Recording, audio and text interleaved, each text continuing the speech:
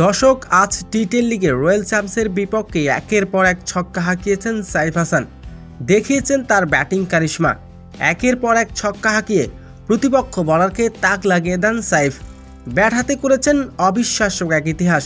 টি-10 লিগে এই প্রথমবারের মতো সর্বোচ্চ রান করলেন সাইফ হাসান। হাঁকিয়েছেন 5টি ছক্কা এবং 2টি চারের মার। দর্শক, বিস্তারিত থাকছে ভিডিওর প্রতিবেদনে। দর্শক, আজ রয়্যাল চ্যাম্পসের বিপক্ষে খেলতে নেমেছে সাইফ হাসানের দল অ্যাসপিন অ্যাস্ট্রেলিয়ান্স। শুরুতে এদিন টসে হেরে আগে ব্যাটিং করার সিদ্ধান্ত নেন সাইফের দল। তবে 2 ম্যাচ সুযোগ পেয়ে সাইড বেঞ্চে বসে কাটাতে হয়েছে সাইফকে। তবে আজ নিজের ব্যক্তিগত 3য় ম্যাচের সুযোগ পান সাইফ হাসান। তবে অ্যাসপিন অ্যাস্ট্রেলিয়ান্সের ওপেনিং করতে নামেন গুরবাজ এবং ফ্লেক্সার। শুরু থেকেই দুর্দান্ত খেলতে থাকেন এই 2 ওপেনার। তবে শুরুতে গুরবাজ আউট হওয়ার পর দ্রুত সাজ করে ফিরে যান ফ্লেক্সার। আর এতে 45 রানের মাথায় 3টি গুরুত্বপূর্ণ উইকেট হারায় অ্যাসপিন অ্যাস্ট্রেলিয়ান্স।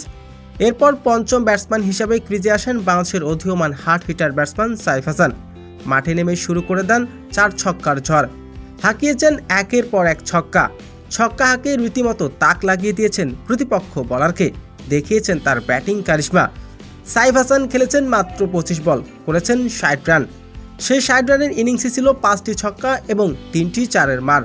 সাইফ হাসানের বিধ্বংসী ব্যাটিং রীতিমতো তাক লাগিয়ে দিয়েছেন দর্শক এবং খেলোয়াড়কে। সাইফ হাসানের 60 রানের ইনিংস ভর করে এদিন নির্ধারিত 10 ওভার শেষে 4 উইকেট হারিয়ে 134 রান সংগ্রহ করেন। রয়্যাল চ্যাম্পসকে জিততে হলে করতে হবে 135 রান। তবে সাইফ হাসানের এদিন বিধ্বংসী ব্যাটিং করেছেন, রীতিমতো তাক লাগিয়ে দিয়েছেন তিনি। তো দর্শক, সাইফ হাসানের এমন বিধ্বংসী ব্যাটিং আপনার কেমন লেগেছে? দর্শক, জানিয়ে দিন আপনার মূল্যবান মতামতটি।